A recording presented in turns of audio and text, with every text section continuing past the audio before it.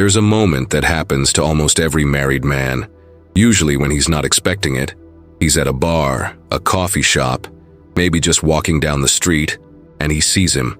A single guy, mid-30s, maybe early 40s, well-dressed, confident, checking his phone with that particular kind of ease that comes from having zero obligations waiting for him at home. And something happens in the married man's chest, something he'll never admit to his wife, barely admits to himself. It's not admiration. It's not curiosity. It's pure, concentrated envy mixed with a grief so deep it actually hurts. Schopenhauer spent his entire life unmarried, and he wrote extensively about why he made that choice, why he watched his married contemporaries with something between pity and vindication. What he understood, what every married man eventually learns but can't say out loud, is that freedom once surrendered is almost impossible to reclaim.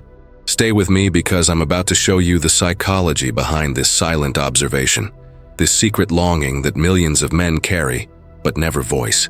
Watch a married man's face when a single friend talks about his weekend. Really watch it. The single guy mentions a spontaneous road trip, a date with someone new, a lazy Sunday spent doing absolutely nothing because he felt like it. The married man smiles, maybe makes a joke about responsibility or growing up, but his eyes tell a different story. There's a flicker there, a momentary crack in the facade, where you can see the wanting, the remembering, the acute awareness of everything he's lost. It's not about the specific activities. It's about the autonomy, the self-determination, the fundamental freedom to structure your life around your own desires rather than everyone else's needs. The single man possesses something the married man gave away and can never get back, not without destroying everything he's built. This isn't some superficial grass is greener nonsense. This is something far more profound, far more philosophically significant than simple jealousy. Schopenhauer argued that human beings are driven by the will to life, this blind biological force that doesn't care about individual happiness. Marriage is one of the primary mechanisms through which this will expresses itself, trapping individuals into reproduction and family structures that serve the species but often torment the person. The single man who's avoided this trap represents a kind of freedom that the married man thought he didn't need, thought he was ready to sacrifice, thought would be replaced by something better. Years later, watching that single man live his life, the married man realizes the replacement never arrived. What he got instead was a different life entirely, one filled with meaning perhaps, with purpose maybe, but absolutely not with freedom. Think about what the single man has that seems so impossible from inside marriage. He has time that's actually his own. Not stolen moments between obligations, not guilty pleasures he has to justify, but genuine expanses of time where he can pursue whatever interests him without negotiation or explanation. He can decide at 9 p.m. that he wants to go see a movie and just go. He can spend an entire Saturday working on a project that matters to nobody but him.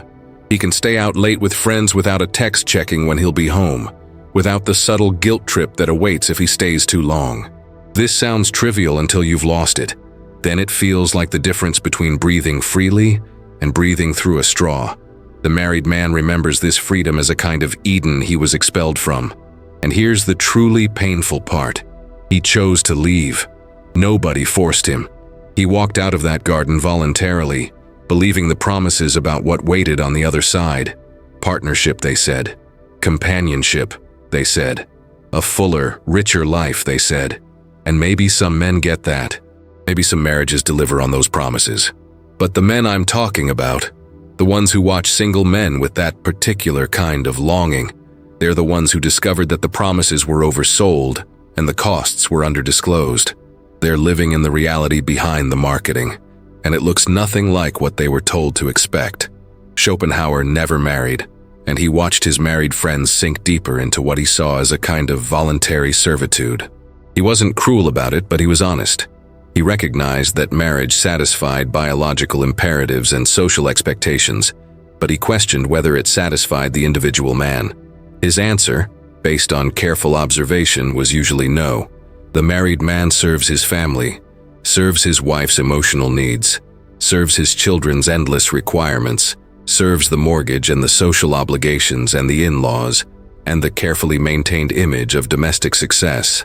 What he doesn't serve, what gets pushed further and further down the priority list, is himself, his own desires, his own dreams, his own sense of who he is beyond all these roles he's been conscripted into playing. When the married man sees a single man, he's not just seeing someone who can do what he wants. He's seeing someone who still knows who he is. The single man hasn't had his identity slowly dissolved into father, husband, provider. He's still a complete person, an individual with clearly defined edges and preferences and autonomy. The married man often can't even remember what he wanted before his wants became subordinate to everyone else's needs. Ask him what he desires, and he'll probably tell you what his wife wants or what his kids need or what his career demands. Ask him who he is, and he'll list his relationships and responsibilities. The core self, the irreducible I that exists beneath all social roles, that's often been buried so deep he's forgotten it was ever there. The financial dimension of this observation is particularly brutal. The single man's money is his own. Yes, he pays his bills, but whatever's left actually belongs to him. He can save it, spend it, invest it, waste it, whatever he chooses. The married man watches this with a very specific kind of pain, because his money stopped being his the moment he got married. It became household money, family money, money that's already allocated before he even earns it. The mortgage, the car payments, the kids' activities, the wife's expenses, the constant stream of things the family needs. He works harder than the single man, earns more than the single man, and has less discretionary income than the single man. He's running faster just to stay in place while watching someone else stroll leisurely past him. There's a scene that plays out in offices everywhere. The single guy mentions he's thinking about taking a trip somewhere interesting. Maybe Thailand, maybe Iceland, maybe just a weekend in Vegas. He's considering his options, comparing prices, making plans. The married man listens and does the mental calculation. Even if he could somehow save enough money for a trip like that, which he probably can't, he'd have to bring the whole family, which means the trip would cost 4 or 5 times as much, which means it would have to be family-friendly, which means it wouldn't be the adventure the single guy is planning, but rather a carefully orchestrated operation to keep everyone happy and safe and entertained. The spontaneity, the freedom, the possibility of genuine novel experience, all of that died when he said "I do." Schopenhauer believed that aesthetic contemplation, the ability to lose yourself in art or nature or intellectual pursuits, was one of the few genuine reprieves from the suffering of existence. The single man has the mental and temporal space for this kind of contemplation. He can spend hours reading philosophy, visiting museums, hiking alone in nature, pursuing whatever feeds his soul. The married man's contemplative life is constantly interrupted. There's always someone needing something, always some obligation pulling at his attention, always some problem that needs to be solved right now. The depth of thought and feeling that comes from sustained solitary engagement with ideas or beauty, that's a luxury he can no longer afford. By the way, I'm genuinely curious about where you're watching this from. Drop your city in the comments. I want to know where in the world people are willing to hear these uncomfortable truths. Watch what happens when you ask a married man about his hobbies. There's usually a pause, a searching quality to his response because he's trying to remember what he used to do before everything became about family maintenance. He might mention something he does occasionally when he can find time, with all the appropriate caveats about how busy he is and how hard it is to keep up with it. Then ask a single man the same question. He'll tell you about his passions, the things he's actively engaged in, the skills he's developing, the projects he's pursuing. He's living his life. The married man is managing his life. There's a profound difference between those two states of being. The sexual marketplace observation is particularly loaded with regret. The single man, if he's even moderately successful and takes care of himself, has options. He's dating, meeting new people, experiencing variety and novelty and the electric excitement of new attraction. The married man is locked into sexual monogamy with one person, and if that person's interest in sex has waned, which it often does in long marriages, he's essentially living in involuntary celibacy while technically being in a sexual relationship. He can't pursue other options without destroying his life. He can't even acknowledge his frustration without being labeled as shallow or sex-obsessed. So he watches the single man's romantic life with a mixture of envy and vicarious pleasure, living through stories because his own sexual adventure ended years ago. There's a particular kind of pain in watching someone have what you voluntarily gave up. If the single man had something the married man never possessed, the envy would be different, more abstract. But the married man remembers being single. He remembers the freedom, the possibilities, the sense of his life being unwritten and full of potential. He chose to give that up for specific promises that haven't been kept. And now he watches other men living the life he used to have, the life he could still have if he'd made different choices. That's not abstract philosophical regret. That's concrete personal anguish about roads not taken and doors that closed behind him and locked. Schopenhauer wrote about the tragedy of human desire, how we're constantly driven toward things we think will satisfy us, only to discover that satisfaction is temporary, and desire renews itself immediately. The married man experiences this in an especially cruel way. He desired marriage, pursued it, achieved it. That should have been satisfying. But instead of satisfaction, he got a whole new set of desires, most of them impossible to fulfill within the constraints of married life. He desires freedom, but he's committed to responsibility. He desires variety, but he's committed to monogamy. He desires spontaneity, but he's committed to stability. Every desire that arises gets crushed against the walls of the cage he built for himself. The single man represents the path not taken, the alternative universe where the married man made different choices. And here's what makes this observation so painful. The single man isn't obviously worse off. That's the part that really stings. If single men were clearly miserable and lonely and unfulfilled, the married man could feel validated in his choice. But the single men he observes seem fine. Some of them seem better than fine. They seem genuinely content with their autonomy, their freedom, their ability to structure life on their own terms. They're not desperate to get married. They're not incomplete. They're just living differently, and that different life looks increasingly appealing the longer the married man spends in his own. The social observation cuts deep too. The single man goes out when he wants, sees who he wants, makes plans based purely on his own preferences. The married man's social life is mediated entirely through his marriage, couple friends, family obligations, events his wife wants to attend, activities that are appropriate for a married man with children.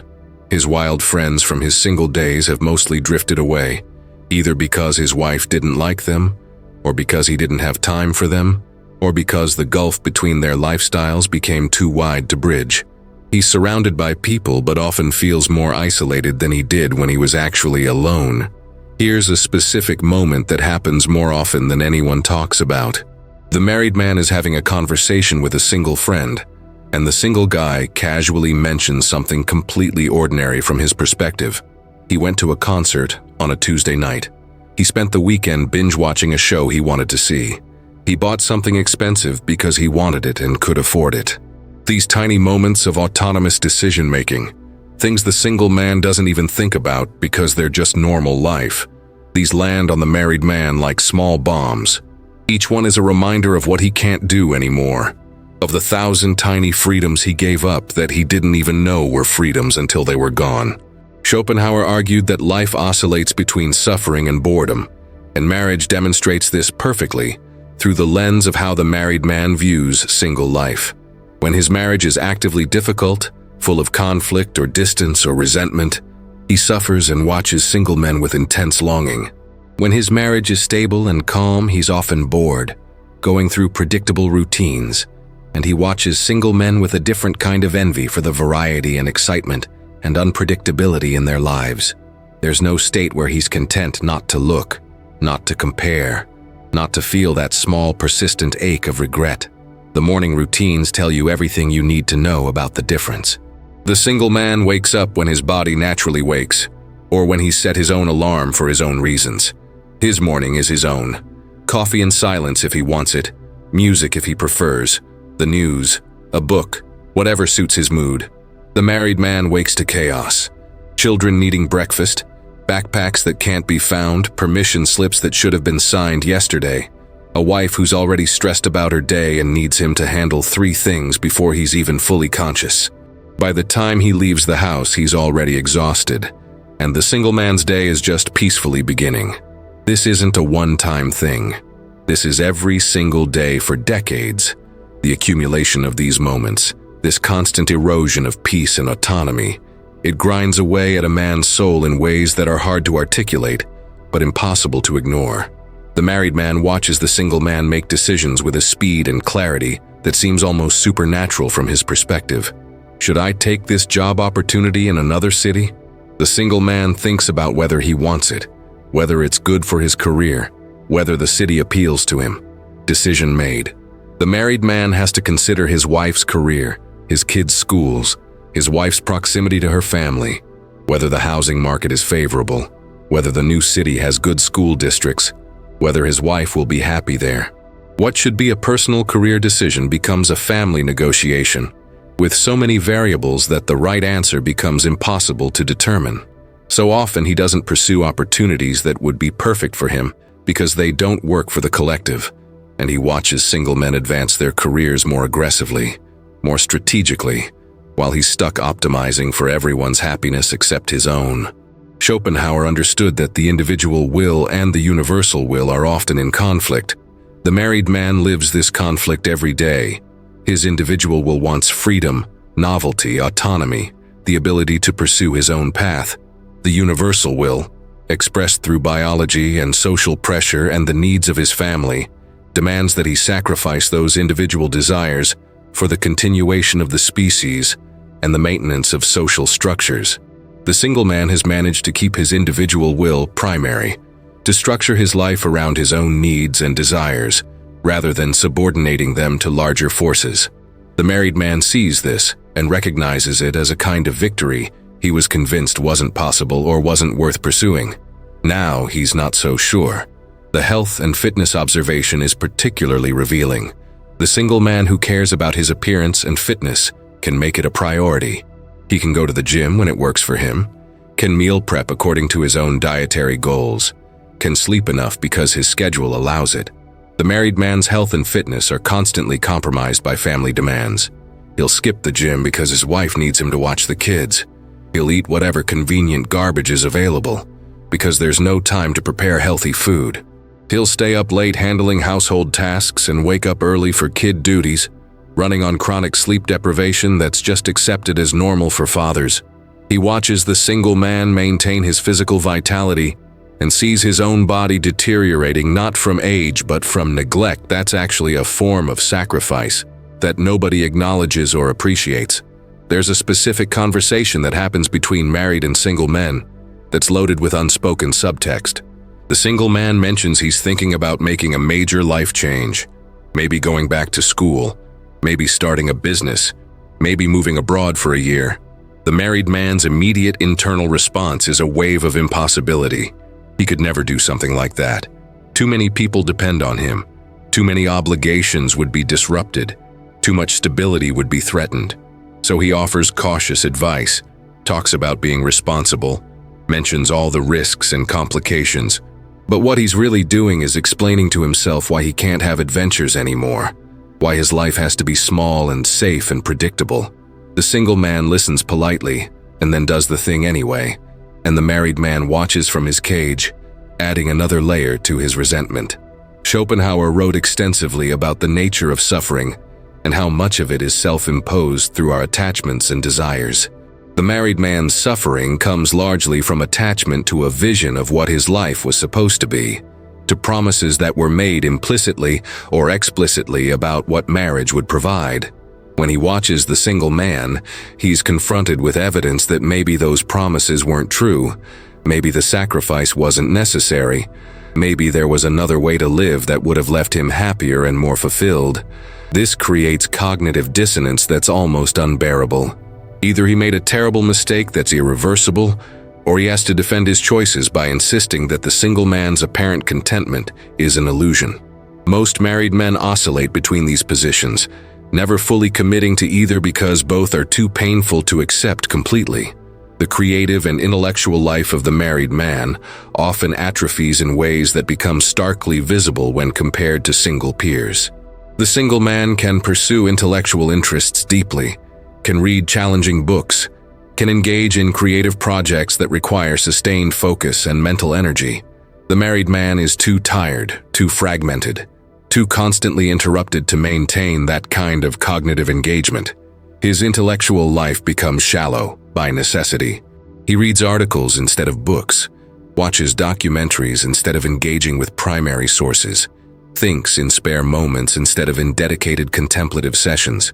He watches the single man develop intellectually and creatively and feels a particular kind of grief for the mind he used to have, the thoughts he used to think, the person he was becoming before family life flattened him into someone simpler and less interesting.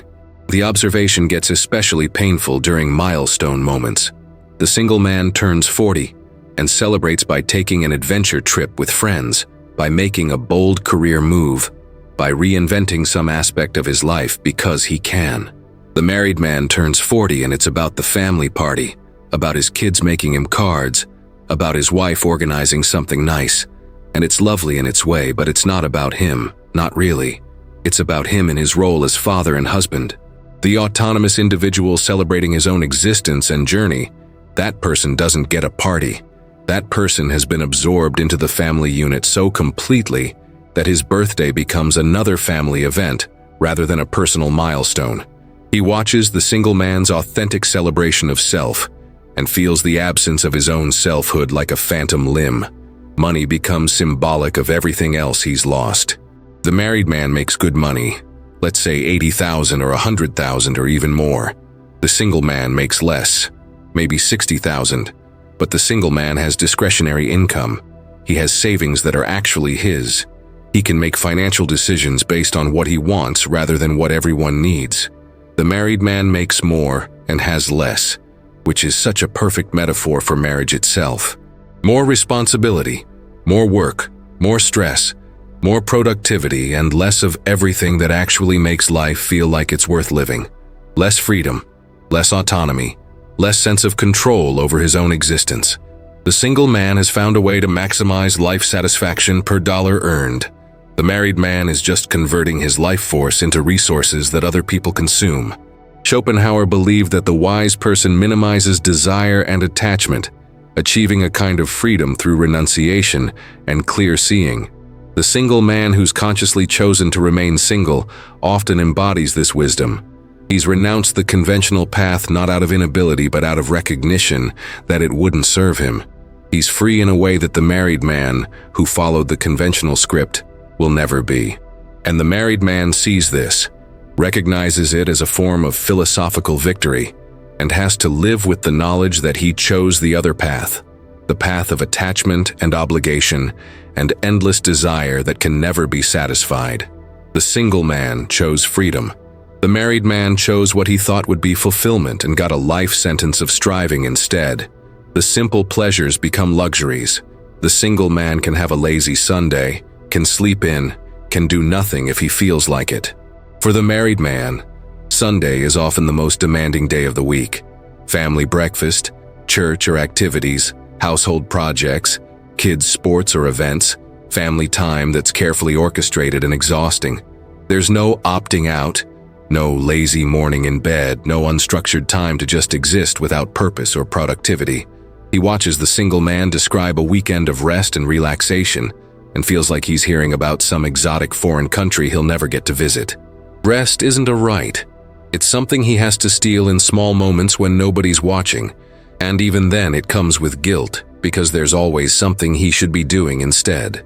The psychological space is what the married man often misses most acutely. The single man has room in his head to think, to dream, to wonder, to pursue trains of thought to their conclusion. The married man's mind is constantly full of logistics and obligations and problems to solve. Did he remember to schedule the dentist appointments? What's for dinner tomorrow? Did he respond to that email his wife sent? When is the parent-teacher conference? Is there enough money in the account for the upcoming expenses? His consciousness is so cluttered with operational details that there's no space left for the bigger questions, the deeper reflections, the kind of thinking that makes life feel meaningful rather than just busy. The single man has the luxury of an uncluttered mind, and the married man watches this with envy that borders on grief. Schopenhauer argued that compassion required recognizing the suffering in others and responding to it with understanding and kindness. But the married man often can't extend compassion to himself for his own suffering, because doing so would require acknowledging that his life choices led to this suffering, and that acknowledgement is too threatening to the entire structure he's built. So instead he projects. He tells himself the single man must be lonely, must be missing out, must be compensating for some inadequacy. He has to believe this because the alternative, that the single man is genuinely happy and made better choices, is too psychologically devastating to accept. The observation becomes tinged with defensiveness, with rationalization, with the desperate need to believe that his sacrifice was worth it, even as the evidence mounts that maybe it wasn't. The adventure deficit becomes more obvious over time. The single man accumulates experiences, stories, memories of things he's done, and places he's been, and risks he's taken. The married man accumulates years of routine, of the same vacation destinations that work for kids, of the same weekend patterns, of the same conversations and concerns on repeat. When they talk, the single man has new things to share, updates from a life that's evolving and changing. The married man has updates about his kids, which are lovely but aren't really his own experiences. He's living vicariously through his children's growth while his own growth has stagnated. He watches the single man live a life of continued personal evolution and sees his own life as a loop that plays the same 18 years over and over until his kids leave, and he's left wondering who he is now that the role that defined him is obsolete. The moment of true recognition often comes unexpectedly. Maybe the married man is scrolling through social media and sees photos from a single friend's trip to some incredible location. Or he overhears single colleagues making plans for something spontaneous and fun. Or he's at a gathering and watches a single man interact with women with an ease and confidence that comes from not being exhausted and beaten down by years of domestic compromise. Something clicks. The married man realizes with sudden clarity that the single man isn't missing out on anything. The single man chose differently, and his life isn't worse. It might actually be better, at least by any measure that involves personal happiness and fulfillment, rather than meeting social expectations and biological imperatives. Schopenhauer spent considerable energy defending his choice to remain unmarried against a society that viewed it as abnormal and selfish. He argued that the unmarried life allowed for greater intellectual and philosophical development, for freedom from the endless concerns and obligations that drain most men's energy and attention. His married contemporaries probably pitied him, saw him as incomplete or deficient, but Schopenhauer pitied them right back, saw them as trapped in a system that served everyone but themselves. From his historical vantage point, it's hard not to conclude that Schopenhauer was right. The married men of his era worked themselves to early graves supporting families, while he pursued wisdom and created philosophical works that still resonate today. Who actually won that exchange? The married man's observation of single men intensifies during periods of marital difficulty. When he and his wife are fighting, when the sex has dried up completely, when he feels more like a servant than a partner, when he's lying in bed next to someone who feels like a stranger, he thinks about the single men he knows. They're not lying next to someone they resent. They're not managing someone else's emotions. They're not trapped in a situation they can't escape without devastating financial and social consequences. They're free in a way he dimly remembers being once, long ago, before he made the choice that seemed so right at the time, and now feels like the biggest mistake of his life. The regret isn't constant. There are good days, moments when family life feels worthwhile and meaningful. But those moments are increasingly punctuated by long stretches where the married man feels like he's just enduring, just getting through, just waiting for something to change, even though he knows nothing will change. This is it. This is the life he chose, and the life he's stuck with until death finally releases him. And during those stretches, watching single men live their lives with autonomy and dignity and freedom feels like watching people breathe freely while you're slowly suffocating. You're happy for them in an abstract way, but mostly you just wish you could breathe too. The professional observation carries its own weight. The single man can take career risks, can relocate for opportunities, can work the hours necessary to advance rapidly, can network and socialize without having to rush home. The married man is constrained by family considerations at every turn. He can't take the promotion that requires more travel. He can't accept the position in another city. He can't work the extra hours that would accelerate his career because he has to be home for dinner and bedtime. He watches single men advance past him professionally and knows it's not about talent or effort. It's about freedom. They have it. He doesn't. The playing field isn't level, and he handicapped himself voluntarily by getting married. Schopenhauer's philosophy offers a framework for understanding this observation that goes beyond simple jealousy or grass is greener thinking. The single man has maintained his individual autonomy in the face of powerful biological and social pressures to conform. He represents a kind of philosophical rebellion against the tyranny of the will to life. The married man followed the script, did what he was supposed to do, and discovered too late that the script was written by forces that don't care about his happiness. When he watches the single man, he's not just seeing someone with more free time. He's seeing someone who escaped a trap he's caught in, someone who saw the cage and walked around it, while he walked directly inside and locked the door behind himself. The aging process looks different for single men versus married men in ways that compound the observation. The single man who's taken care of himself often looks younger, more vital, more alive. He's had time to exercise, to sleep, to manage stress, to maintain his appearance. The married man often looks older than his years, worn down by chronic stress and sleep deprivation, and the constant demands of family life. He sees the single man and wonders if that's what he would look like if he'd made different choices, if he'd prioritized himself instead of sacrificing everything for family. The physical manifestation of the different paths is written on their faces and bodies, and the married man sees the evidence of what his choice has cost him every time he looks in the mirror. The observation becomes especially acute around sexual attention from women. The single man, if he's maintained himself reasonably well, still receives female attention. Women flirt with him, express interest, make themselves available. The married man is invisible to women in that way, or worse, he's visible only as a married man, neutered and safe and categorically not an option. He watches the single man navigate sexual abundance, or at least sexual possibility, and remembers when he had that. Remembers the excitement, the validation, the electric feeling of new attraction.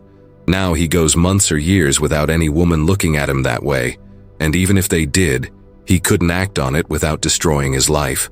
The single man has options. The married man has obligations. The difference is stark and painful.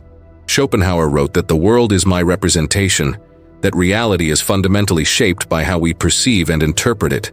For the married man watching single men, his perception is increasingly colored by regret and longing. He interprets the single man's life through the lens of his own dissatisfaction, and what he sees is everything he gave up and can't get back. This isn't objective observation. It's deeply personal, deeply painful recognition of roads not taken and doors that are now permanently closed. The single man might have his own struggles and dissatisfactions, but the married man can't see those clearly because he's projecting his own desires onto the single man's life. The final tragedy is that the married man usually can't even have an honest conversation about these feelings. If he expresses envy of single men to his wife, she'll be hurt and angry, will question his commitment to the marriage and family. If he expresses it to his married friends, they'll either dismiss it as midlife crisis nonsense, or they'll silently agree, but won't admit it because admitting it makes their own choices feel wrong. If he expresses it to single friends, they'll feel awkward and won't know what to say because what can you say to someone who's trapped in a cage of their own making? So the married man keeps these observations to himself, files them away in the growing catalog of things he's not allowed to feel or say, and continues watching single men with that peculiar mixture of envy and regret that has no outlet and no resolution. Here's what nobody tells you before you get married, what Schopenhauer understood and tried to warn people about. You think you're choosing a partner, choosing companionship, choosing love. What you're actually choosing is a complete reorganization of your life around someone else's needs and expectations. You're choosing to subordinate your individual will to the collective will of the family unit. You're choosing to give up the freedom to structure your own time, spend your own money, make your own decisions, pursue your own path. Some men make that trade happily and never regret it. But many men, probably most if they're being honest, watch single men and feel that small, persistent ache of regret, the recognition that they gave up something precious for something that doesn't actually feel more valuable. The observation will continue. Every married man will keep watching single men, keep comparing, keep wondering what if. Some will push these thoughts away, will double down on the belief that they made the right choice, will convince themselves that the single man's apparent contentment is illusory. Others will let the regret grow until it becomes unbearable, until they finally break and pursue divorce despite the costs. Most will do what they've always done: watch silently, acknowledge nothing, keep playing the role they've been assigned, and die having never admitted that the life they chose wasn't actually the life they wanted. Schopenhauer would recognize this as the ultimate victory of the will to life over the individual, the complete subordination of personal happiness to biological and social imperatives. You've made it through this entire exploration, which tells me you're not afraid of uncomfortable truths.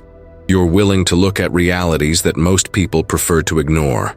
Drop a comment right now saying, "I choose freedom."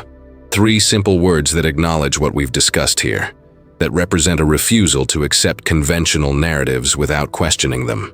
This creates a record, a community of people who think critically about life choices rather than just following the script society hands them. Your comment matters because it demonstrates that there's an audience for honest conversations about male experience, about the costs of conventional choices, about paths less traveled. Subscribe and hit that like button because this channel exists to explore ideas that make people uncomfortable, to question assumptions that everyone else accepts, to pursue truth even when it contradicts what we're supposed to believe. Every subscription tells the algorithm that this content matters, that there's demand for philosophical examination of modern life, that men deserve spaces where they can hear their experiences validated and understood. You're not just supporting a creator. You're supporting a conversation that desperately needs to happen. Something is coming in the next video that will challenge everything you think you understand about power, attraction, and human nature.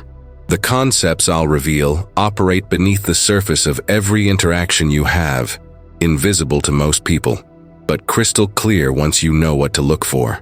The people who understand these principles move through the world with a certainty and effectiveness that seems almost magical to everyone else. You need this knowledge. You need to understand what I'm about to share.